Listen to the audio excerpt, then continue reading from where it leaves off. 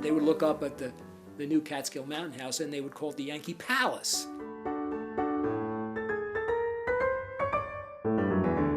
When they build it right there on the edge of this ledge here where Natty Bumppo has stood and declared that he could see all creation.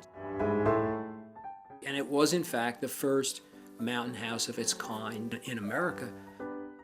The Catskill Mountain House was kind of the ultimate combination of civilization and savagery. The place I mean is next to the river, where one of the ridges juts out a little from the rest, and where the rocks fall for the best part of 1,000 feet. So much up and down that a man standing on their edges is fool enough to think he can jump from top to bottom. "What see you when you get there?" asked Edwards.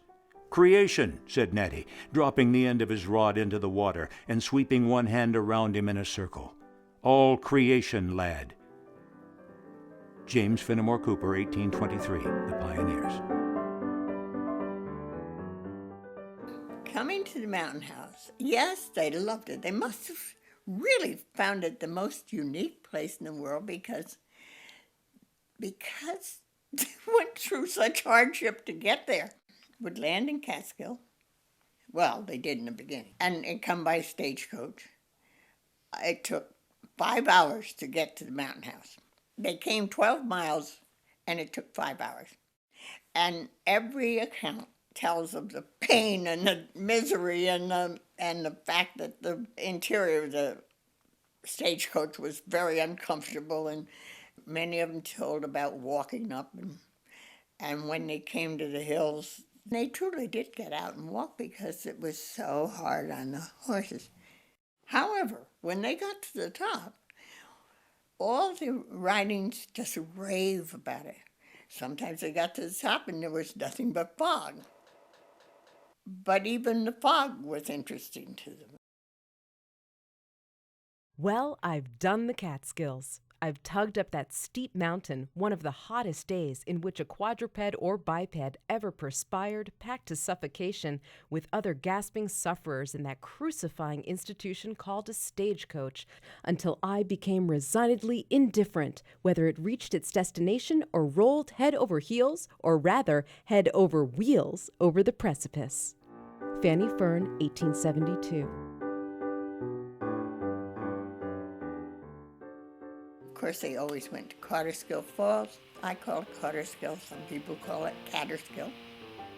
Little more than 2 miles from the mountain house, by a rough road, is an immense gorge scooped from the rugged hills, into which pours the gentle outlet of the little Kaaterskill Lakes, in a fall first of 175 feet, and close to it another of 80 feet. The falls have been so well described by the leatherstocking, Natty Bumppo, that a better picture cannot be drawn. Benson J. Lossing, 1866.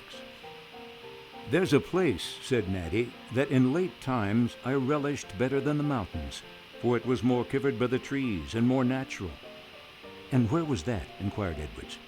"Why, there's a fall in the hills where the water of 2 little ponds that lie near each other breaks out of their bounds and runs over the rocks into the valley. The stream is, maybe, such a one as would turn a mill, if so useless a thing was wanted in the wilderness.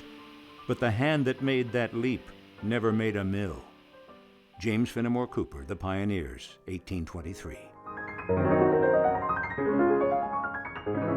At the very moment that the Erie Canal opens in 1825, you have Thomas Cole coming up the river on a steamboat, gets off here at the point, and goes up into the Catskills. And there are some drawings and paintings that survive from that very first trip. So we know where he went, and it was all that beautiful area right around the Catskill Mountain House Hotel. That was really the trip that launched his career and really launched the Hudson River School. He had made sketches on the spot, pencil sketches, and then over the winter made them into paintings, and then presented them in a window of a shop in New York City where they were discovered by some very influential people. And they said, "My God, this man has done what we have attempted to do, and our whole careers, and here this young whippersnapper has done it, which is really capture the American landscape and the spirit of American wilderness. One day at the Mountain House, a guest ordered spring chicken and was informed that he could not have it.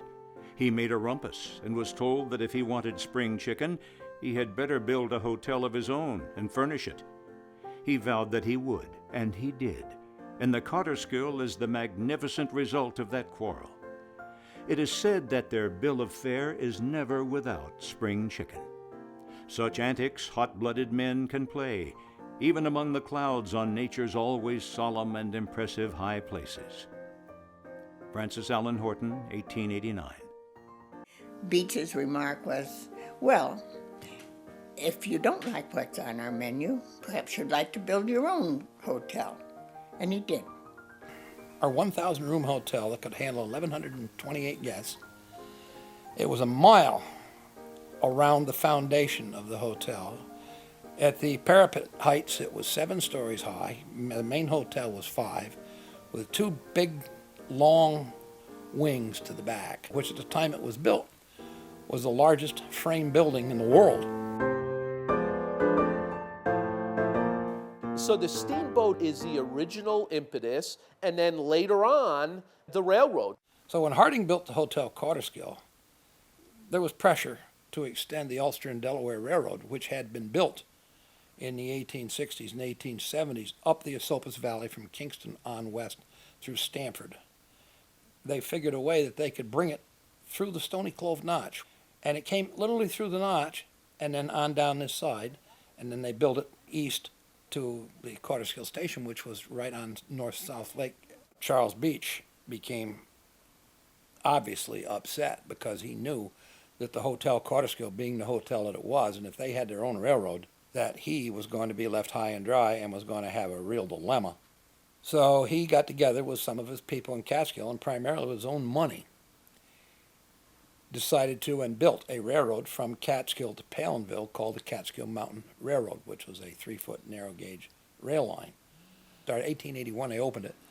But it still, it brought the people to the bottom of the mountain, and it was difficult. And he knew that people were going to come via the railroad to Phoenicia on the Ulster and Delaware, and then on the narrow gauge railroads to the station at Kaaterskill, which was about a mile from the Catskill Mountain House, but was also the station for the Hotel Kaaterskill. So he had to do something to captivate the imagination of people to come back to his place, and he did. He contracted in 1892 with the Otis Elevated Company of Yonkers to build a funicular railroad from the bottom of the mountain in Palinville right to the doorstep of his hotel. And in 1892, the Otis Elevated Railway opened and connected the Catskill Mountain Railroad and Catskill directly with the Catskill Mountain House. And so then you had 2 railroads and 2 ways to get here. You had the Ulster and Delaware route, which came up the Esopus Valley through the Notch and to South Lake or Kaaterskill Station, and or the Catskill Mountain Railroad system that came from Catskill west and then up the face of the mountain, both depositing passengers within a mile of each other